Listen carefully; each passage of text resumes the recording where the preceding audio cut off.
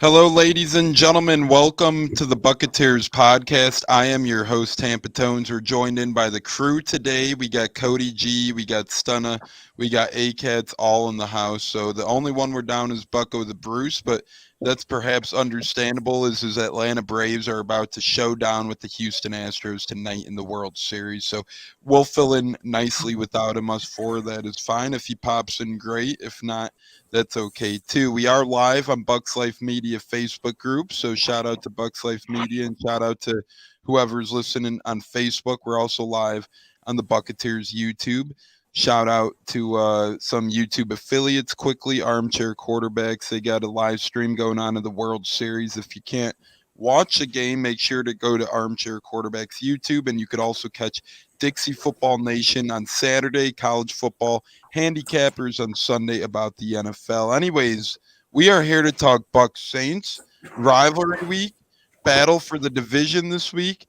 A lot going on this week, guys. The Saints won a close one on Monday night to make this game that much more interesting. If perhaps the Saints did lose that game on Monday night against Seattle, this game might not have the intel and intrigue that it does right now, although it would always as Bucs Saints. But right now, this game's on fire. Saints are coming off a win. Bucs are obviously rolling right now. They just rolled the Bears 38-3. Saints came off a road win against Seattle 13-10. Some questionable calls in the fourth quarter did occur for the Saints' benefit, such as a roughing the passer, which gave him a free first down on a sack.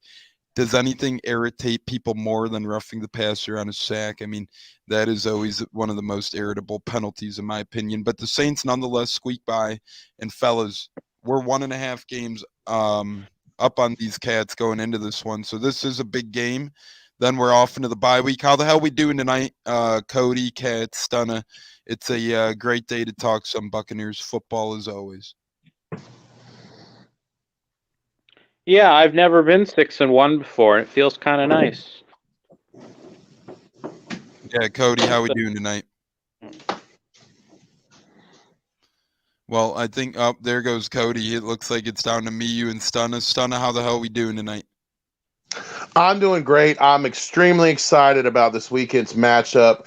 Those of us should realize that they have 2 losses, we have 1. If they beat us, then we both have 2 losses, and they own the head-to-head. So this game is in essence for first place in the division. Correct, because then we got the bye week upcoming, and if they win while we're on the bye week, then they move into first if they beat us this weekend. So it is a big game. Cats is right, though. We are 6-1. It feels great to be 6-1. We got Cody bouncing back in here, but we are 6-1. They're 4-2. This game is huge. This game has big division implications for sure. And Stunna's right on that. Nobody could deny that. Nobody could deny that the Saints record is 4-2 at this given time. And fellas, they come in with Sir Jameis Winston as starting quarterback. Obviously a familiar foe, former Buccaneer first pick of the draft in 2015. He did some good things with the Bucs.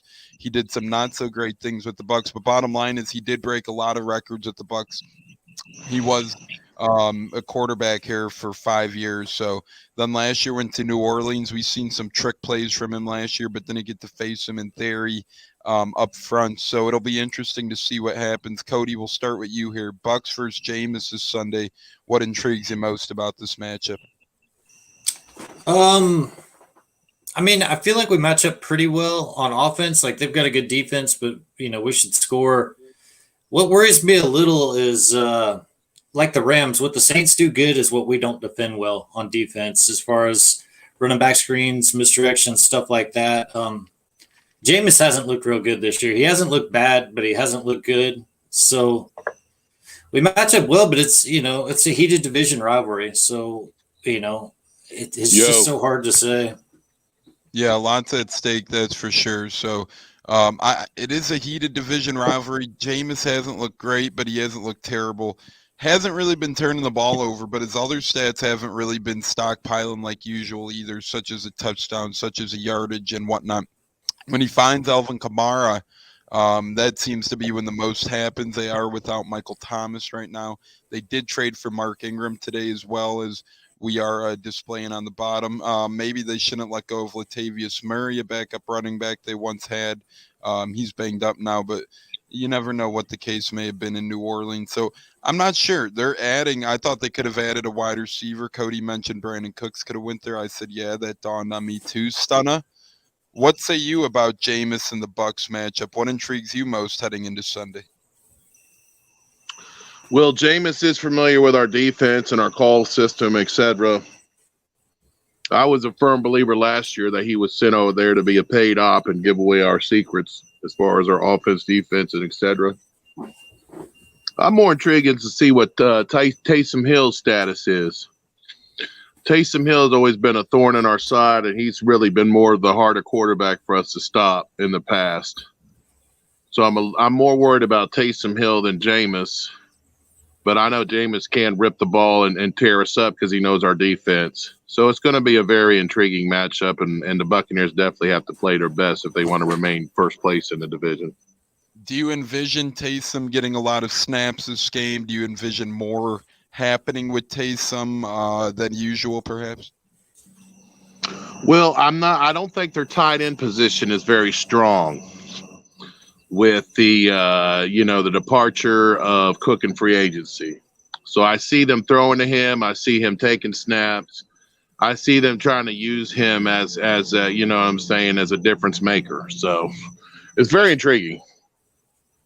All right, I hear what you're saying. Taysom is a guy that the Bucs could easily struggle with, have struggled with before. Hopefully, I mean, he has as a tight end this year looked decent at times. Him and Jameis seem to have a connection perhaps here. So we'll see if Taysom squeaks his way. And Katz, what say you?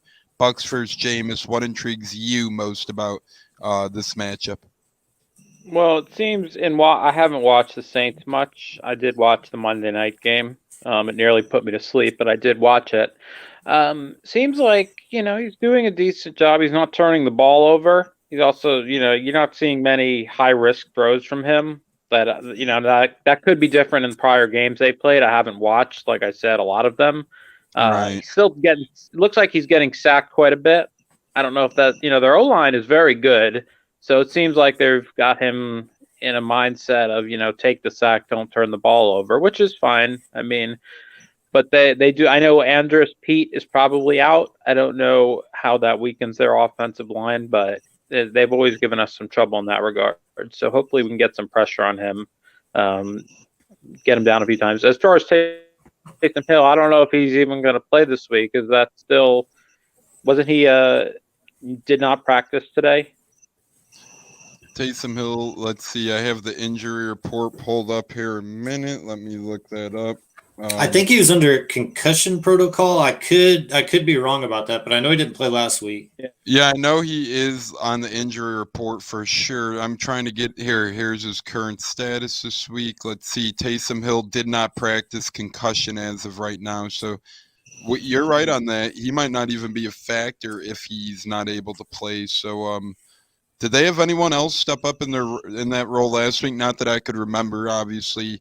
I know they drafted Tommy Stevens, a quarterback last year who was Taysom Hill-like. I don't think Tommy Stevens ever really equated to anything there. And then this year they drafted former Notre Dame QB. I'm not even so sure he's with them anymore. So they probably have no one else to do the Taysom-type role. But that's interesting. Did not practice concussion. So, Katz, what you're saying is he might not even be a factor. Right. I mean, if he does play, he certainly has given us trouble before. Like Snarf said, he's tough to defend. In the role they use him in. If he doesn't play, obviously they become a bit easier to defend. They become a bit more predictable. Obviously, I think if you look at the Bears and the Eagles, both had some success running the ball against us. It didn't matter because they were lopsided games, so it had no fact. Well.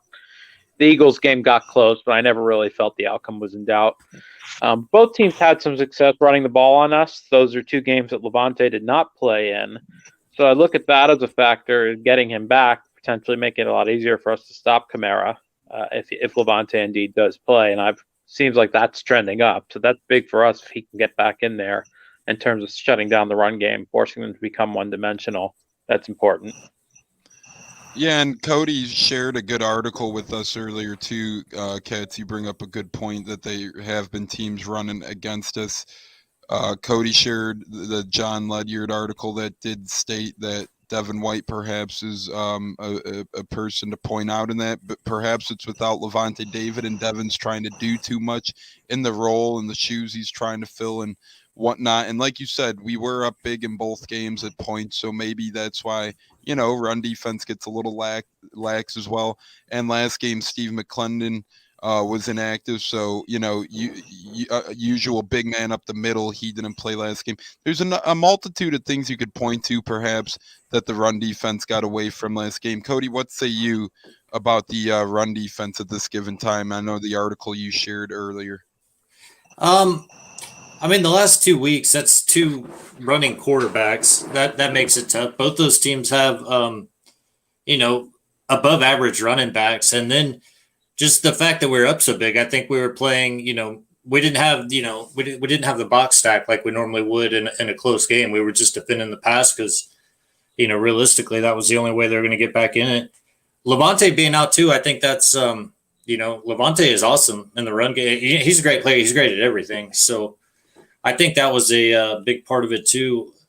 To me, the biggest thing with Levante coming back is the screen game. Devin White, he's been better this year and pass coverage, but like Levante, that's where he really shines. He's at the start of the year, he's one of the best coverage grades out of everybody, not even just linebackers, out of everybody. So, and I think the Saints threw like 10, I think Kamara had 10 catches last week, those little screens and, little option routes. That's what they do well. Alvin Kamara, in my opinion, is the best running back in the league at that.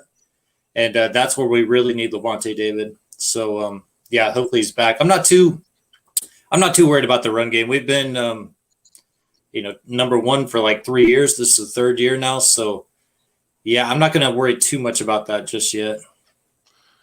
I'm not worried too much about it yet either, as Katz attributed to as well. We were up big at points and times in each of those games, so perhaps lackadaisical things do occur. And like you said, we've been top dogs in this category for 2.5 or 2.25 years now, however you look at it. So no need to panic, no reason to panic. We have the same dogs who brought us to the fight when we were the top run defense before.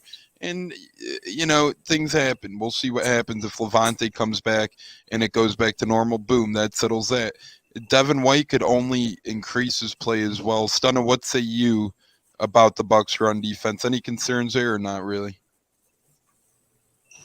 No, I definitely don't have any concerns. I'm definitely not worried about Devin White. I definitely don't have any concerns. We let some big runs out the back door. Nobody's lining up and smashing the ball at us. Chicago tried that, and we stuffed that mess. But then they got it later in the game when our backups were in. So, and then at the Philly game, if you remember a couple years ago with Fitzmagic, I think we were up like 20-0, and then they came back and made it like 20-14. So it looked closer than it really was, and that's basically how the Philly game was this year as well. I'm not worried about the run defense. I'm more concerned with the pass defense, and that really has a lot to do with the health of our players. Yeah, and perhaps we'll talk a little bit more about that in a little bit as well, and the current status and health of some of those players. So hopefully they keep trending in the right direction, our defensive backs. Yeah, I'm not really worried about our run defense either. I'm not too worried about Devin White yet either. I think that he's still a really good young talent, and I think he's going to continue to get better. I think right now he's trying to figure out his identity on a couple different factors on the defense, and obviously without your Levante David, who's his Batman. Levante's been our Batman on defense for a decade now. So it's just incredible to see what Levante brings to the table, and perhaps that's a lack. Kevin Minter has made plenty of plays. Kevin Minter ain't a bad backup, and we've talked about that. He forced interception against Chi-Town. So I'm not going to sleep on Kevin Minter. We've talked about him as well before, but let's be honest, when Levante or Devin White is out, we've seen the defense lack a little bit. But Kevin Minter is a nice backup out of all the backups. Moving on here, fellas. Last season, Jameis Winston killed us with a trick play that he got us, right? He flat out got us. The Saints got us with a trick play. It's Halloween this year. Cody, we'll start with you on this one. Do you envision the Saints pulling out any trick plays against us on Halloween like they did last year where Jameis threw that touchdown? Definitely. Their offense in the passing game is struggling. They're like, last I looked, they were like 31st in the league at passing. Some of that's a lot of, I mean, their wide receivers are missing, Michael Thomas. So I think that's some of it, but they know they're not going to be able to run the ball well. I envision us going up pretty quick. They're going to have to manufacture some offense. And Sean Payton, he's a pain in the ass. He's I can't stand him, but he's a pretty good play caller, play designer. So yes, I fully expect him to draw up some sort of a trick play. I agree with that. Sean Payton, you never know what's going on in his brain. He's going to draw up some trick plays, especially, as you pointed out, a struggling offense. And when we say struggling offense, they scored 13 points last week. And then against the Giants, bad defense, they only put up 21. They've only scored 7 against the Panthers. So they've struggled heavily at times this year, and that's even more so as of late. I could see them getting more creative this weekend as well. We've seen what happened last year was effective. This Bucs defense seems to bite on plays like that too, in my opinion. On those trick type of plays, our defense is so fast and gravitational that it just boom darts toward wherever the ball's at the given time. And then sometimes it is a trick play, and it's like, oh, we got 8 guys trying to take down the ball carrier right now who's about to pass the ball again. Obviously, some flea flicker or wide receiver, running back pass type of shenanigans. Kat, what say you with the trick plays? You think they pull out something special for us? I think they're usually good for one a week. They didn't do any. I don't think they did anything against Seattle like that, but it does seem like they usually will pull one of those out. So I would expect it. You probably, obviously if Jameis is the actual quarterback, you won't see that. I doubt you'll see who's the backup. Taysom's not there. I don't know who their backup is. I have no idea, to be honest with you. I know they drafted a handful of QBs the last couple of years, but I'm not sure if Ian Book from Notre Dame's still on their team or not. But you could see receiver. I could see them doing something where Traquan Smith goes back like he's going to run a reverse and then looks for a receiver downfield. I could see that. I could see them running something like that. So it's actually Trevor Siemian, and Ian Book is number 4. So a familiar face, Trevor Siemian. Oh yeah, is their quarterback or backup if Taysom Hill was out, and then Ian Book's actually their number 4. So yeah, it does. Hey, what's up, Keith? How we doing, Keith? Keith Robbins, one of the good vocal guys at Bucs Twitter, tapping in. Looks like from Facebook right now. There goes Stunna. Keith is tapping in. What's up, guys? So. Cats, I agree with you, though, always capable of trick plays. So we'll see what happens. I think Taysom, his availability for Sunday is a big determination if the trick plays do come out or not. But they could try something no matter what. Obviously, like I said, Ian Book to me is a guy that they could maybe use for some trick plays. Maybe he's active if a Taysom can't go or something or whatnot. Keith, chiming in more so here. How you guys doing? How you feeling about this Sunday? I'll leave that one up to you guys. Cody, you could answer that first, my friend. How you doing and how you feeling about Sunday? I'm not gonna lie, I'm a little nervous. You're nervous heading into Sunday. Man, Oh, and there goes Cody as well. Cats, you'll take this one over. What say you? You're nervous heading into Sunday? Well, yeah, it's the outside of the Rams, to me, it's the toughest. Oh, and Dallas. 'Cause Dallas is, I'll admit, well, this is hindsight. Dallas is a much better team than I realized now. Looking back at it, I thought that was going to be an easy game. They're having a great year so far. So I'll say it's the third toughest game so far that we've played. We saw you got a close win against Dallas and lost to the Rams. So, yeah, I'm nervous. They have a very good defense. We know that. So, obviously, the Bucs are going to have to, our offensive line has done a great job this year. They've been outstanding. And, again, the Los Angeles Rams game was probably the toughest game they had. And even in that game, we moved the ball fairly well. We didn't really try to run the ball, which is understandable. Obviously, that game got a little lopsided. So I think it's going to be a tough game, but ultimately it's a game that I just don't think, looking at the Saints offensively, they've got, Callaway and, oh my gosh, Traquan Smith, the UCF schmuck. Who's the other? I love how you throw that in, Traquan Smith. The schmuck from UCF. Well, And, they got. I heard the other day Kevin White, former first-round pick on the Bears. That's right. Nothing. Kevin White, Kenny Marquez Stills. Callaway, Kenny Stills. Callaway is a dangerous receiver from what I've seen. Now, I don't play fantasy football and I don't watch the Saints a lot. From what I've always seen, he's a dangerous one. Callaway would be the one I'd be looking at. I could be mistaken. Am I forgetting somebody? One of their receivers? Thomas is out. Ty Montgomery. Oh, he's been around a long time, hasn't he? He's been a running back. Was he with the Bears at one point? He was with the Packers and the Jets, I want to say. Packers, Jets, and now New Orleans, Ty Montgomery. He was a running back for a little bit, though. Yeah, that's what I remember him as, was a running back. So, obviously, Callaway is the one that worries me. Traquan Smith has had some decent game, has caught 2 touchdown passes in the playoff game. I saw he just came back. Emmanuel Sanders is not there anymore. He was a guy I remember we heard in the offseason, like, well, we're not going to lose anybody important. Maybe he's not important. I don't know. Would they be better with him? Probably, right? Where's he at now? Help me out. Where is Emmanuel Sanders playing? He's in Buffalo, and he's actually having a hell of a year. And he's having a hell of a year in Buffalo. And I was told by, I think, by Saints fans, people said, well, the cap's not going to affect them. They're not really going to lose anybody important. And I thought, well, that Emmanuel Sanders guy's a pretty good receiver. I'm like, he's kind of important. I thought to myself, Trey Hendrickson's pretty good too. I know he's with Cincinnati, I want to say now, I think. Bengals are off to quite a start. So I'd say they did lose 2 important guys. Now, I know they're getting Amyamata back on the defensive line, and they have a good defensive line as is. So that's the biggest concern I would have. But, ultimately, like I said, Callaway's a good receiver. The tight end Troutman, I haven't seen him involved very much. I know he caught a touchdown against us last year, and he had a fumble last week against Seattle. But that was a tough game to watch. I didn't think, either team looked like they were really trying to do much offensively. It looked like both teams were content to try to, possess the ball, play field position.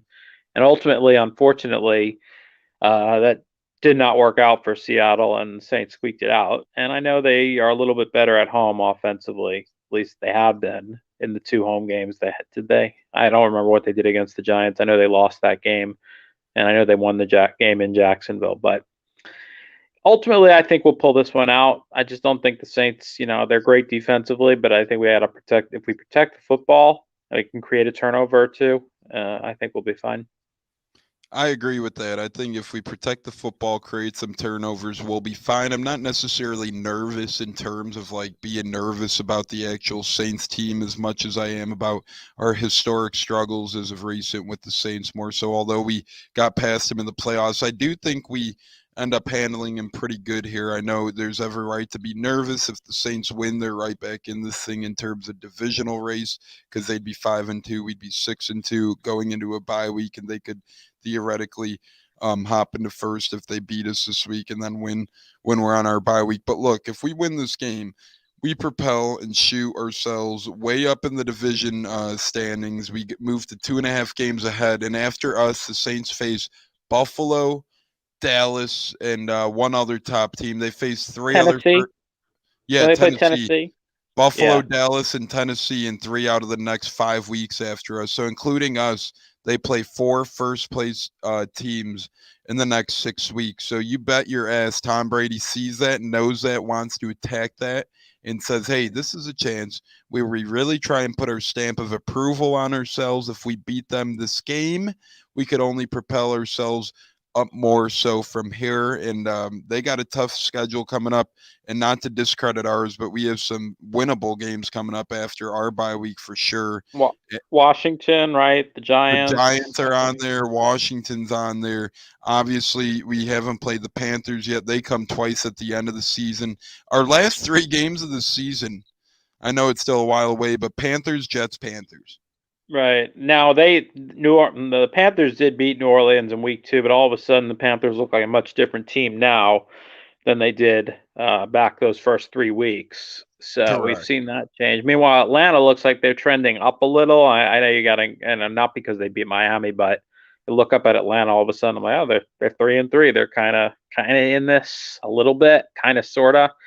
So yeah, I mean, for New Orleans, if they lose this game and we get a 2-game lead on them, we'd have both the head-to-head tiebreaker. We also don't have a division loss. They do have a division loss. I don't see New Orleans coming back and catching us. If they beat us, I'd still, give us the edge because we still get a home game against them. But you really would love to beat them and just bury them. Proverbially, obviously, there's still a lot of football left, regardless. But if you beat them, you go up 2 on them with the next couple weeks they have. I think the division race, really tilts heavily in our favor if we can get a win here. That's what I was just going to ask you. Do you think this game at all, before we get to Keith's question or not question, but comment about Callaway, do you think this game at all determines a division, or do you think it just has a big impact on it and not necessarily determines and dictates a division winner? I don't think if New Orleans wins the game, it certainly does not. If we win the game, I believe it really pushes the Saints to the edge in terms of being able to come back in the division, because you're almost halfway through the season at that 17 games, but still, you look at the remaining schedules. I'd put their odds at winning the division, and I'm sure there's probably some calculator that would put it exactly what the odds actually are. But I'd say for New Orleans, if they want to win the division, they really need to win this game. If we want to win it and we lose this game, I still would say that, we'd have the edge, but it would be a slighter edge, if that makes sense. I'm with you too. I think if we win this game, it boosts our chances immensely to win the division. If not, almost ensures it. Obviously, nothing guaranteed yet in the football season. But if the Saints win, I don't think it locks them in for the division by any means, although it is a big game for them and would help them. Stunner, what say you? You think this game determines the division or dictates the winner? I think the winner has momentum, but I don't really see, like Kat said, even if the Saints win, they're probably not going to win a whole lot more. And there goes Stunner. We're losing people like left and right. It's me and Kat's battling through this. Sorry like he was saying the same thing I was. It sounded like, basically that, if the Saints win it, it puts them right in the conversation, but it doesn't necessarily do what it does where if they lose the game. And obviously that loss I'm sure they'd like to have that loss to the Giants back, where, they lost in overtime to an inferior opponent, but hey, you don't get them back. So you don't get it back. So that's why you got to handle your business. And, I mean, it was, you don't get those games back.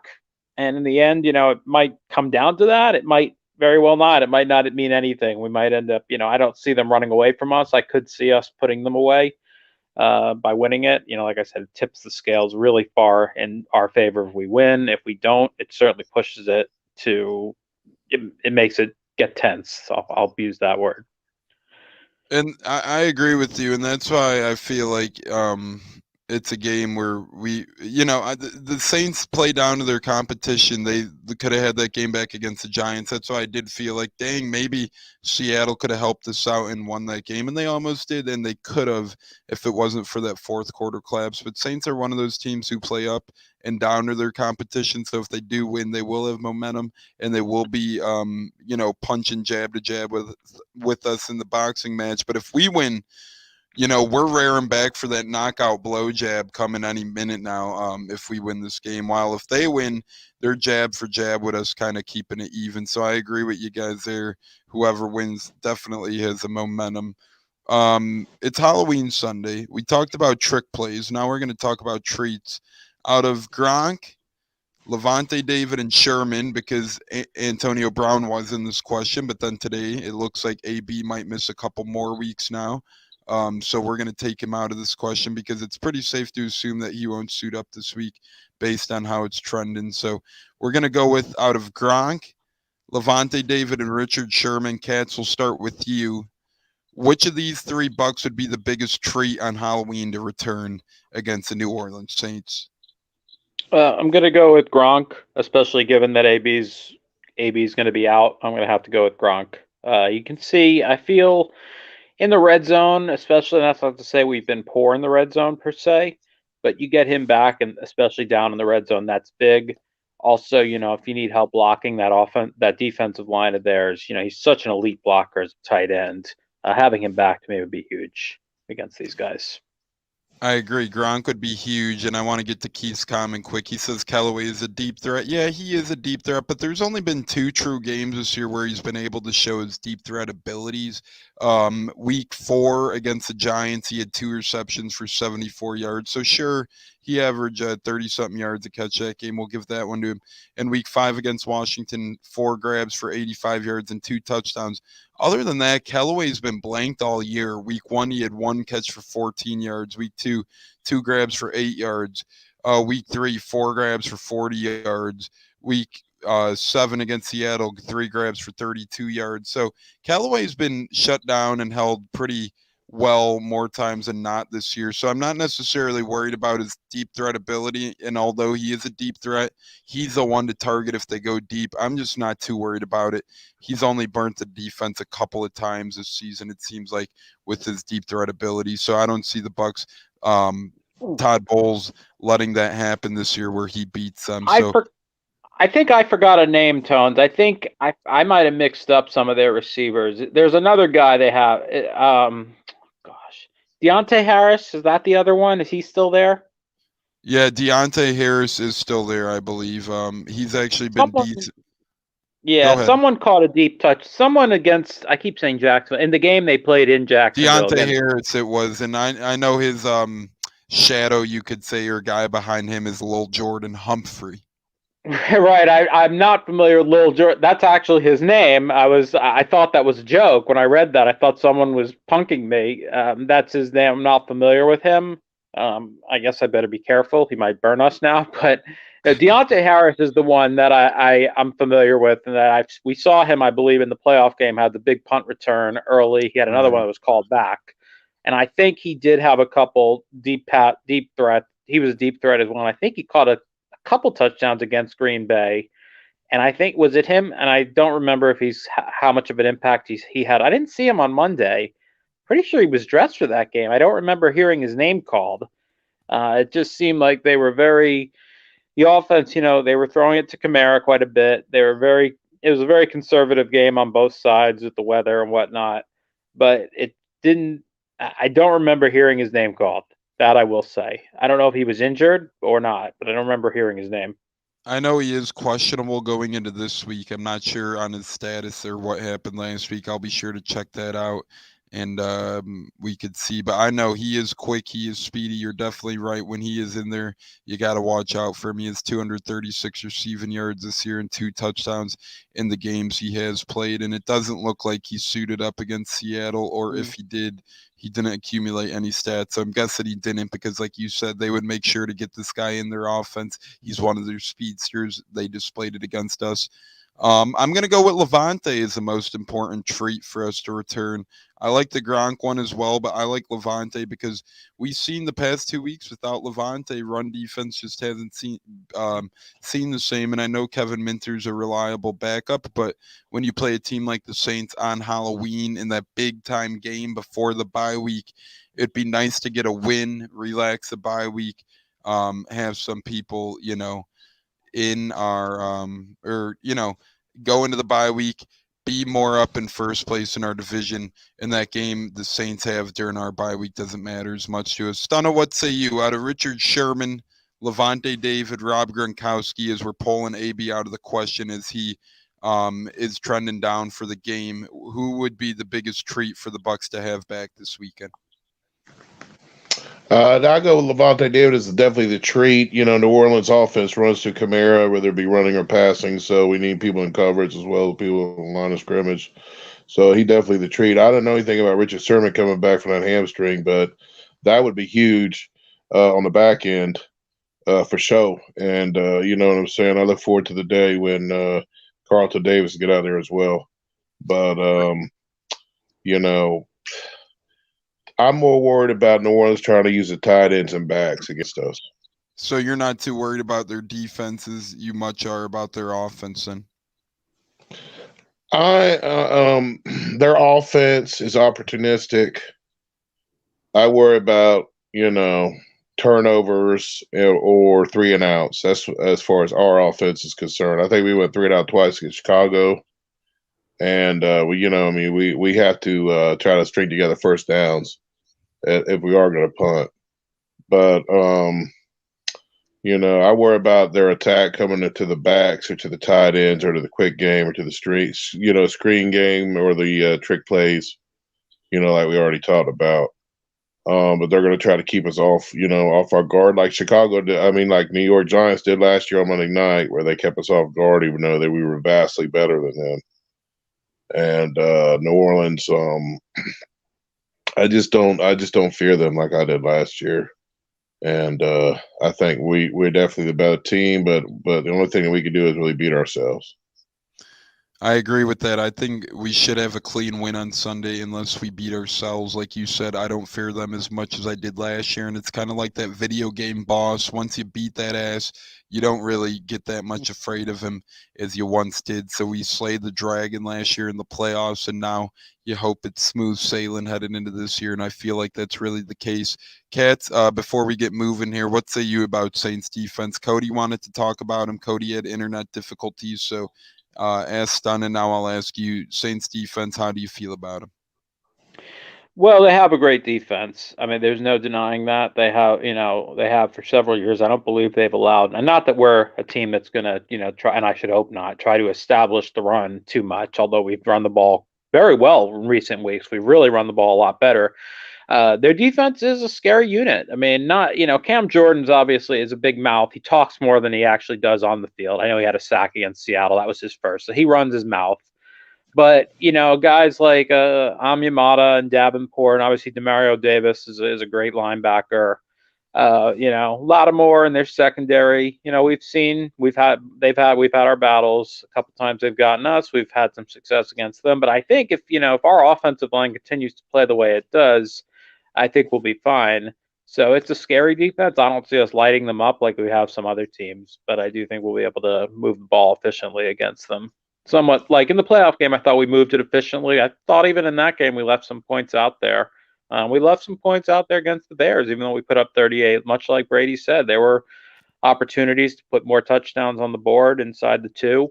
Obviously, you didn't get in there. Hopefully, if we're down there at any point in this game, you can't be either kicking a field goal or coming up empty in those scenarios. But again, it is, as far as the defenses we've faced this year, outside of maybe LA, I think it's the toughest one we faced. Yeah, it is. It looks prevalent on paper, at least. So we'll see if they're able to bring it to the table. They've been able to bring it the past couple of years in the regular season against us, especially last year. It was ugly a couple of times. We'll see if we could right the ship this year. It looks like Lattimore got a little heated last game against Seattle. DK Metcalf got in his head. We'll see if Godwin or Evans could do the same. That's why I think AB would have been huge this week too. I think AB could have gotten in his head a little bit, tore him up out there a little bit. And you know how AB is. He's a high energy guy. He is not afraid to let other teams know how he feels. And I think he would have been the perfect guy to have this weekend against the Saints. And it is trending downwards. Cats, any concern about AB? Well, not long term. What it seems like, unless we're talking about a season-ending type of injury, I'm not too concerned. You want to, especially if you look at, like I said, when you look at the schedule upcoming. I mean, obviously you can't take any opponent lightly on any given Sunday, and you're not going to win every game. There's probably going to be a game in there where you let it drop, even if you win this one, such a huge game. To me, it's like it counts as 2. It's almost like a 4-point game in hockey. That's what a division game in football is. So in the long term, from what it sounds like, it doesn't look like a season-ending injury. It looks like the type where you might miss a month, maybe plus.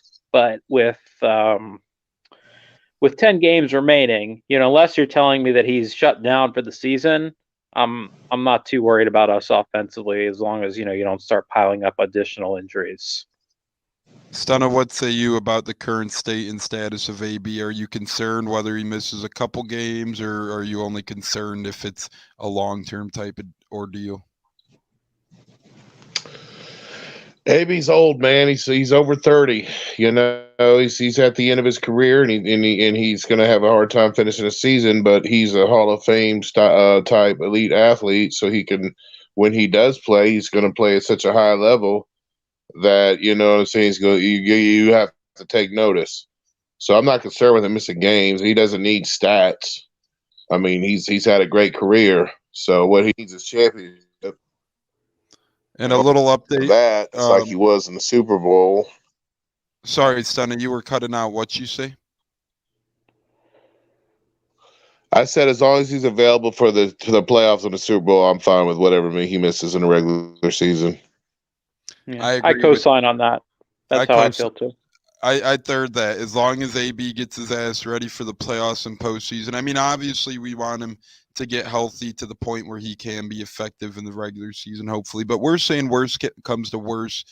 If he could just show up and be that AB that we're used to seeing in the postseason. But it seems like it's going to be a couple-week thing. If I had to suggest, he's out this week and the bye week and maybe a week after. But to me, it's a 2 to 3 week injury, it sounds like. So we'll see what happens, but it could linger on longer. But you never know. And a quick update in the baseball game. Once again, you could catch it on YouTube at Armchair Quarterbacks as they are broadcasting it 1-0 Houston Astros. They have taken the lead early on here. 1-0 Houston strikes first. Also an Armchair Quarterback. Catch me on there this weekend. Dixie Football Nation on Saturday discussing college football. Handicappers on Sunday discussing NFL. We are CBS affiliates at the Armchair Quarterback. So catch us over there, guys. We got a couple questions left before we bounce out of here, and I just want to update people. There were Scooter and SMB sightings today as well. How much did they do? That's to be determined, but it was positive signs, Greg Allman said. So that's a positive thing we can look at. I know the AB thing seemed down, but we do have Scooter and SMB, and like Greg Allman also tweeted, nice news, Gronk, LVD, and Sherman have chances to play. So, fellas, it's not all doom and gloom. And also not doom and gloom has been our run game lately. Cats, what say you about our run game and how much we've kicked ass in that the past couple of weeks? Yeah, it's been nice to see that. You know, obviously this is never, you know, we're not going to be confused as a run first offense, but to be able to augment such a dynamic passing game with that, it's been great to see. I did read the article that Cody referenced as well, and how they've been using some more zone running schemes. I don't claim to be any sort of expert on that, but in just looking at some of the way John Ledger, who I enjoy very much, you know, analyze that. You know, the way they've diversified the run game, seems like those outside zone runs, they've been having some success with that. You'd love to be able to do that against New Orleans. Obviously, you know, at least mix that in a bit, keep the pass rush honest just a little bit. But Fournette's running well. Fournette, he really looks he looks comfortable now back there. It's hard to not hard to believe, but you think back about a year ago watching Fournette, and I think we all. And apparently the team did too, because I know what happened after the bye week where he nearly was, where they said, do you want to stay or do you want to go? He just looked completely lost out there. And now, you know, he looks very comfortable. He looks, you know, he doesn't, I don't look at him and think to myself, gosh, he's not seeing his blocks. He's running, you know, he's missing the running lanes. He's hitting the hole hard. He's, you know, upfield. And as for, even saw some Ronald Jones there get hot there in the third quarter for a bit. I think that was the drive where they couldn't quite punch it in the end zone, but he looked like he was starting to get comfortable as well. So that's encouraging to see as well. You know, again, this offensive line, a lot of times, and I think they take this personally, has been maligned over the years, maybe more than they should have been. Obviously, we saw that, you know, it meant a lot to Tristan Wirfs this past game to shut Khalil Mack down, and boy, did he ever. And for Donovan Smith, I wasn't familiar with the guy that he called his son. I'd not heard of him. Gibson, I hadn't heard of him before, and I guess there's nothing to hear of because he shut him down. So I presume, you know, this is going to be a tougher test for Donovan. I guess he'll go up against I believe Cam Jordan lines up against Mount Wirfs, so I'm going to put that one in our column right there. And Marcus Davenport, am I remembering my Saints correctly? Forgive me. I try not to pay too much. I try to pay enough attention to know a little bit about these opponents, especially the ones in our division, but I don't do the best job of it because I just don't like them. So, but Marcus Davenport, Cam Jordan, Namyamata, there's another guy there in the middle. I can't remember all the names there. The one, but I know there's another. I know Davenport and Jordan, obviously, are the defensive ends, and there's got to be another one. Isn't there another one that's bugged us over the years? I can't remember now. Well, I know it was your boy who went to Cincinnati. He was a big one, but Cam Jordan, Marcus Davenport, not afraid of him. Carl Granderson. Yeah, Hendrickson, right, went to Cincinnati. And I was told that was no big loss for them. At least that's what their fans said. They said, Emmanuel Sanders, Trey Hendrickson, we can get by without them. So I figured, all right, well, that's what they said. It won't make a difference. That's what they said. Our cap's not an issue. Guys like that don't matter. So I just kind of went with that. I figured, all right, whatever. I don't know what Hendrickson's doing. I do know what the Bengals are doing. They look in there impressive. He has over 5 sacks. He does. Yeah, he's kicking butt up there with Cincinnati. And I figured he would, because I remember watching him. I was like, wow, what a great pick that was for them, because he was not a first-round pick, not a second. I think he was a mid-round pick when they got him. And I, look at Cam Jordan. I think this guy's the ultimate stat compiler. He's just a big mouth. He did nothing against Mount Works last year, and he's done nothing this year. He's got 1 sack. And I know there's more to it than just sacks. I don't know what his pressure rate is. I don't know if he's disrupting things or anything. But I do know he's got 1 sack, and I saw the play. It was where Geno Smith basically tripped over his own damn feet. Tom Brady's probably not going to do that. So, but he sure runs that mouth a lot, man. He sure runs that big damn mouth of his. Like I said, to me, he's the ultimate stat compiler. That's what he is. He's not compiling much this year. He's been on a downward slope for years now. I'm not worried about that matchup at all. Mount Works. I agree with Mount Works. I think we definitely have the upper hand here. No doubt that our offensive line has been such a key, essential part of our run game that will only continue to get better, I think, as the season goes on. Stunna, what say you quick about our run game and how it's improved? We had 4 guys who averaged more than 5 yards a carry last week, fellas. Jalen Darden, 1 carry for 11 yards. Keyshawn Vaughn had 4 for over 20. Rojo averaged over 6 yards a carry. He had 10 for 62. And then Lenny F averaged a very healthy average. So 4 good runners last game. Stunna, what say you on the current state and the upper stock rise of Bucs running game? Well, I always believe in our running game. We just, we don't, we're not successful with it, and then we have to go away from it. And then, when you go away from it, you're stuck away from it. But, if we could increase our run production on first down, I think that'd be great. Chicago definitely didn't want to tackle Rojo. He was busting arm tackles all night. So, New Orleans, the problem is their front squeezes everything unless their linebackers run. So we have to find a way to make sure that 56 for them to Demario Davis isn't a factor as far as us running the ball. I agree. We got to make sure Demario Davis isn't a factor in terms of us running the ball. Rojo was running through tackles all night. And by the way, score update 1-1 in the World Series. Now the Braves strike and they tie 1-1 there. So I think we're all in agreement that our running game is heading in the right direction and whatnot. But, there are a couple guys on the Saints perhaps who could help slow it down. But I think we keep it rolling. Fellas, now it's prediction time. Next couple of questions are predictions before we bounce out of here. Starting with score predictions. Stunna, score, Halloween, Sunday. Is it going to be a spooky score, or do you see a Bucs win in sight? I see a Bucs win. The only way that the Bucs lose this game is we have to really play down to them and be sloppy and have turnovers and stuff. But I think that we're going to be okay, and I think with Brady, we're going to have our focus. So I see 28-17. Stunna says 28-17. Tampa Bay takes down NOLA.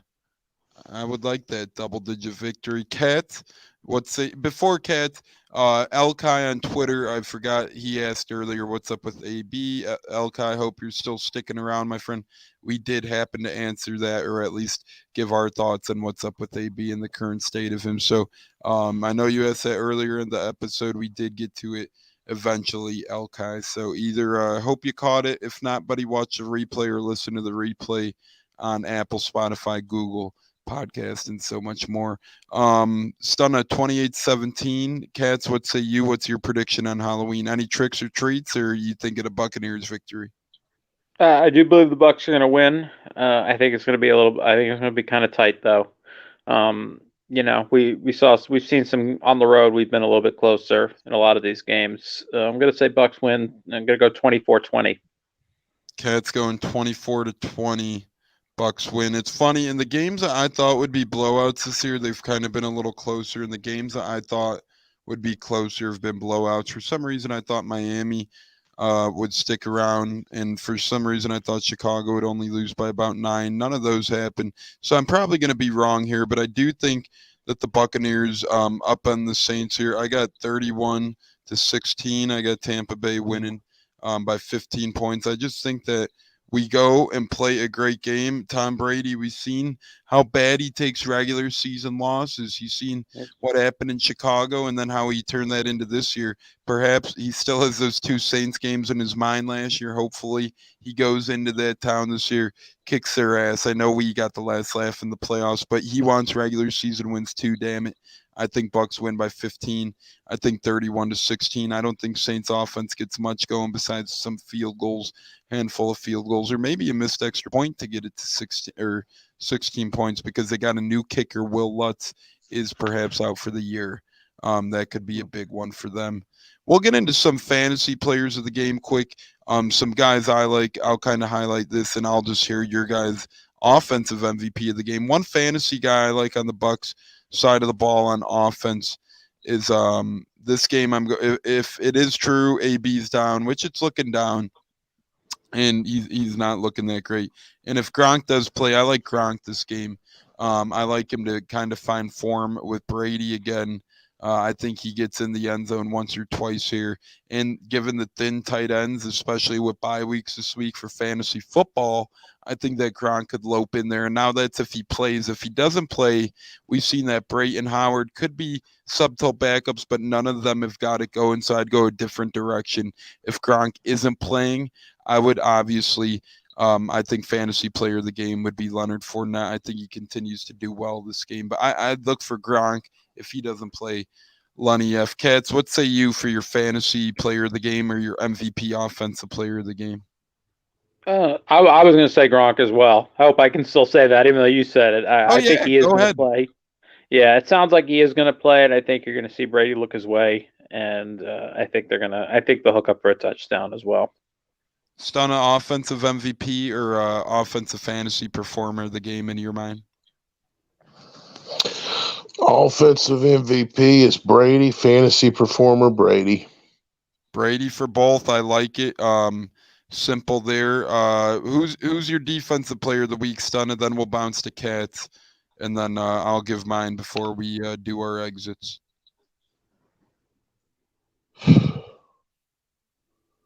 Defensive player got to be Vita Vea. He's had a tremendous year, hasn't he? Hopefully Vita could keep that engine motor in this week against the Saints. We'll need it with Alvin Kamara. And who knows? I doubt we see Mark Ingram this week. But you never know. He's familiar with Sean Payton, so maybe they draw up some goal line plays for him. Cats, what say you? Defensive player to look out for? Yeah, I'm going with Vita Vea as well. I think he can really wreak havoc on a good offensive line the Saints have, possibly missing out. Well, they are going to be missing Andres Pete. I don't know who his replacement is. I want to say Ruiz. Is that his replacement? McCoy, who they've got. I know they've got a replacement that's been there for a long time. But healthy or not, I like Vea against this guy. Remember, and for his, us beating them in that playoff, he didn't play in that playoff game either against the Saints. He didn't play in the second regular season game either. So I'm looking at Vita Vea as well. I'm going with JPP here, although I think Vea's a hell of a pick. I think JPP's on another planet right now, unless he has an injury setback. He played a hell of a game last week against Chicago, and this week he already says he's looking forward to getting after Jameis Winston, who was his former teammate. Although he says they're friends, I know he wants to sack him really bad, so hopefully JPP could get at least one of those. Time for the bet of the week, guys. What do you think sounds better, Cats? The Bucs giving 5 points with the spread, or the over/under sitting at 50? 50. Boy, as someone who should bet maybe, but every time I've gotten into it, I've not done well. It looks so easy. I don't see that going over 50. I would go under 50. And all of our scores are under 50. Your score prediction would total 44. Mine would total 47, and Stunna's would total 45. So that's on par. We all predict the under as well. You're right on spot there. It's a high number. I'm a little surprised it's that high, given how well, I mean, historically, the Saints have been, a good offensive team. And of course, ours, what we've done recently speaks for itself. But I don't know where the Saints are this year in terms of their total offense. Only watching their most recent game and knowing what happened against the Giants, I didn't see a lot of them. I'm still a little, I guess you shouldn't be surprised by any number. 50 seems a little high, but then again, it's an unpredictable league. We've seen some games. Last week was not the most exciting week of football, but this season itself has certainly not lacked. But yeah, 50 would be high to me. I agree with that. 50 would be high. I'm going with the Bucs, although I think the under will hit too, obviously, by my score prediction. I'll kind of just explain why I think the Bucs cover here. -5 is a spread that is actually pretty small in terms of Bucs games this year. Usually we're giving a lot more points than that, and it is hard for us to cover. I think that we do win by at least 5 or more in this one. It's a divisional foe. It's a tough team with the Saints, but the way our offense is playing right now, even if it's a touchdown we cover, think about that. Even if the Bucs win by a touchdown, you're covering with the Bucs. So have confidence, go with that. Although it is a division game and the Saints could keep it close, Bucs could easily cover this -5. Stunna, what say you? Cats went with the under of 50 points. I went with Bucs -5. What do you like more? The under 50, the over of 50, or Bucs given 5? Under 50. Because the Saints have familiarity with us, and they can limit our offense. And other than that, -5. If you could win. I mean, it seems like he's agreeing with you there, Cats, for the most part. It seems like he was going to say it's a hard division battle. Our buddy Stunna has had a rough night on the camera. I think I know what he was going to say too. I think he was going to maybe go with something to the extent of the Bucs are up by 11 and they score, and the Saints score a touchdown. Backdoor cover. I don't think, in my opinion, I don't think it's going to be. I think it's going to be a white knuckle type of game. I really do think it's going to be very close. That's not to knock our Bucs, of course. I just think a division game and the Saints, knowing that if they want to win this division, they've got to win this game, and at home, they are at home. That's why I think you're going to see a tight game. I do believe we're going to win, though. I could even see it where we've got a lead late and we're able to grind out the clock and maybe keep them from getting the ball back. But I do think it's legitimately going to be a close game. And I could be wrong. I think we've only been an underdog once this year, correct? The Rams? That was probably our only underdog. Yeah. Yeah, so I mean, 5 is about where I would. Even then, I think we might have been even giving like 1 or 2 points, even though we were at the Rams. So that's really and 3 points for home field. So that's your only, you're an underdog, quote unquote. But I know you get 3 for home field. So, we lost by 10? We lost by 10. It was, a close game for a while. But I expected to lose that game when I saw the schedule immediately. And so maybe some people got bothered by it. I just said, you're going to lose a game eventually. So. You got to be realistic in all of this. And that was one of the biggest 2 games probably that are losable on the schedule, that in Buffalo. Many people would say coming into the year at least, and then probably honestly coming into the year at Saints maybe would be up there as well. But no, I agree with you. The Rams, you said they were going to lose. A lot of people didn't, but that was that. It's already been a damn hour. We got sports on tonight. We got hockey on. We got basketball on. We got playoff baseball on. So we're in full flux of sports. We're not No going to. lightning tonight, though. No lightning tonight. If the Yeah, lightning are, no I lightning don't want tonight. this one. But we've got the Florida Panthers playing with Quinville is coaching tonight. I am keeping right now. I'm still hurting over the Rays being out, so I am paying attention to the World Series. But that's the story that I've kind of got my eye on right now, because that is really, it's terrible. The whole thing is awful, but I'm very interested on how that plays out. And real quick, it is 2-1 Astros. Quick, but Cats, as for your last words, then make them about Quinville. What say you? Last words with your log off here. What's your one big thing about Quinville? Well, it's, honestly, it's a little disappointing to me, because even though he's an adversary of the Lightning in the 15 finals, I always, I've watched hockey for, well, without revealing my age, for close to 3 decades now. And much like John Cooper, Lightning head coach, said, I looked up to Joel Quenneville quite a bit. I had a ton of respect for him as a coach and as a person. He seemed like one of the more honorable guys. There have been guys like, the Lightning have faced, like Mike Babcock always came off as just a jackass. I never thought of Joel Quenneville like that. I thought he was the ultimate competitor, a Hall of Fame resume, and it's really surprising to me. I guess nothing should be surprising, but it's surprising and it's disappointing. And I don't. It's a tough call for the Florida Panthers, especially sitting at undefeated on an undefeated record off of one of their best seasons they've had in a long time last season. So they've got a tough. I think the obvious decision would be to part ways with him, but we'll see again. But I am surprised that he's behind the bench tonight, given the circumstances. I'm surprised he's not just sitting this one out. Yeah, I'm very surprised that he's behind the bench tonight as well. So we'll see what happens there. Obviously, one of the most winningest coaches of the past 15 years or so in the NHL, had his time here in Chicago. Now he's with Florida, and he continued to bring Florida around the corner. So, but that doesn't take away what he did, and he did something very bad, and it all got leaked at once. I don't see him lasting. If John Gruden didn't last for his emails, which I'm not saying Gruden should last, I'm not saying he should have been, but all I'm saying is if he lasted for those emails, I'm not discrediting the emails, but to me, Coach Quinville's actions were worse. Right. They covered up something that could cause, lifelong effects on a human being. Agree. That's a good analogy there, because what he actually did, it's not what he said.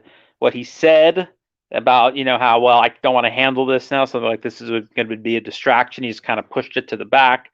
And what he did by covering it up, is a lot, a big jump from what Gruden did, which was said a lot of stupid and offensive stuff, for sure. Terrible things to say. But you're talking about someone doing what he did.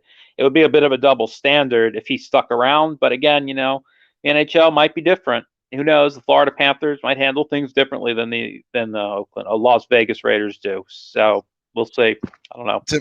To me, one of the big things here too, before we jump off here quick, we're getting into hockey talk a little bit, which is great. But big thing here too is the ex-Blackhawk coach who was doing the assaulting and the raping, inappropriate touching, ended up going on to coaching another school after the Blackhawks and performing more misconduct there.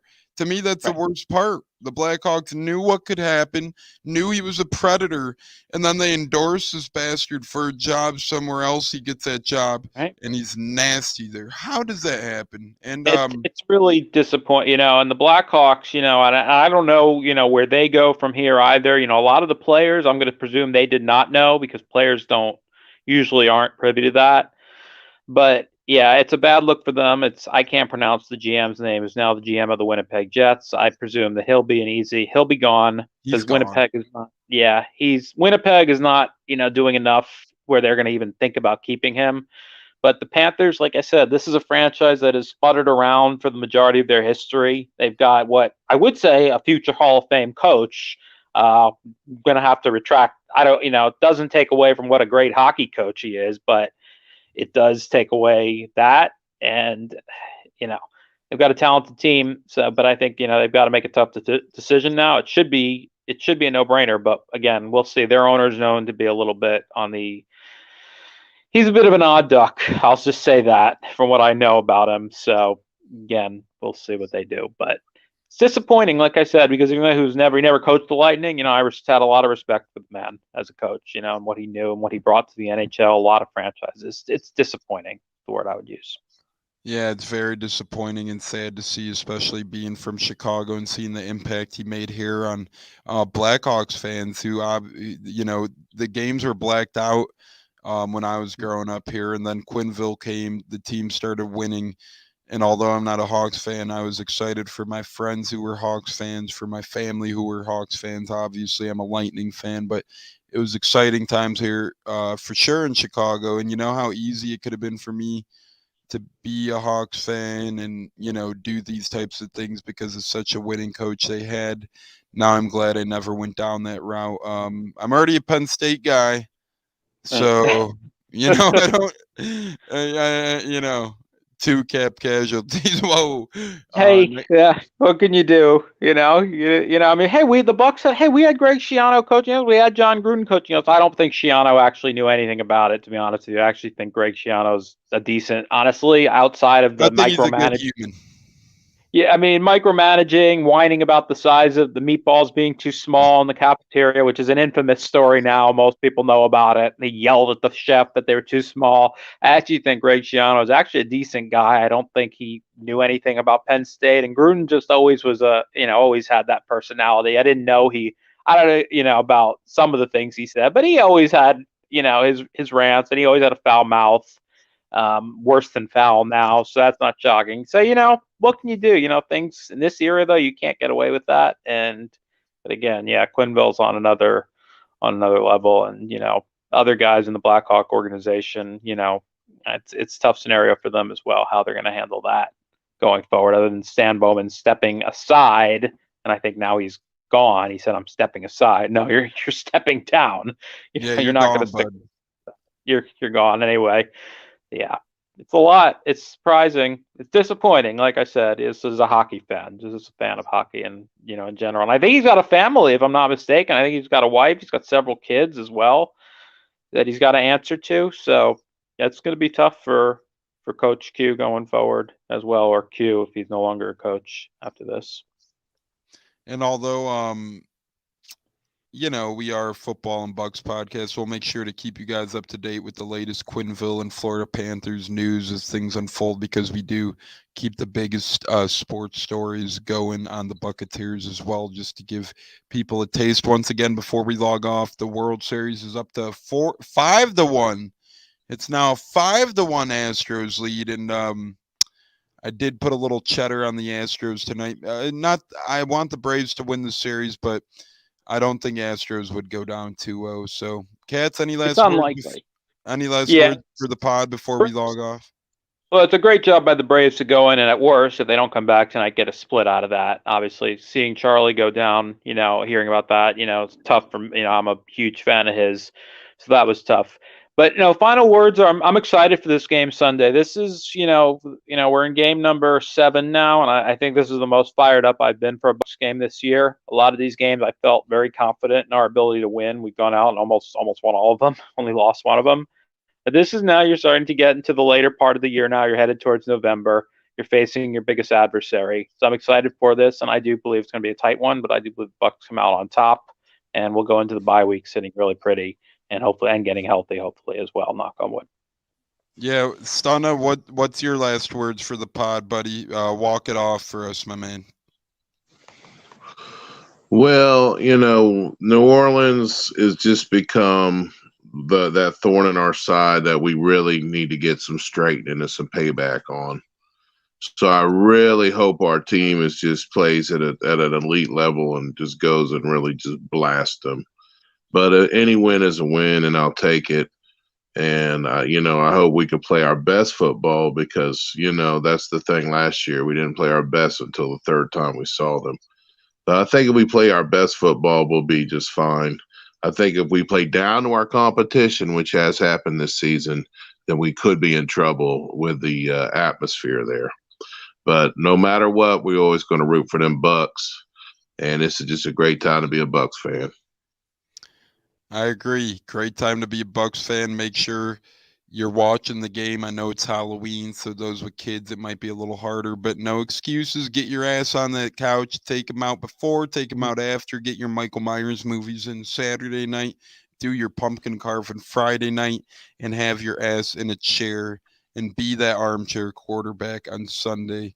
And make sure you watch this game, because we don't have many, Brady's not invincible, not going to be here forever. Take advantage of these moments, of these years. He's playing the Saints. This is an awesome game. Awesome game it's going to be. So, ladies and gentlemen, that has been the Buccateers this evening. Katz is here. Stena was here. I'm Tampa Tones. Cody was in and Cody was out. We'll see you guys Sunday or Monday with the post-game show on the Buccateers. Other than that, you could catch me this weekend on the Handicappers on Sunday, talking gambling and so much more. Thanks, everyone. And stay up to date with NHL news and Quinville news with Katz and I as we dig deeper into the NHL season as well. So we look forward to it, everyone. Thanks again. You have listened to the Buccateers. As always, go Bucs.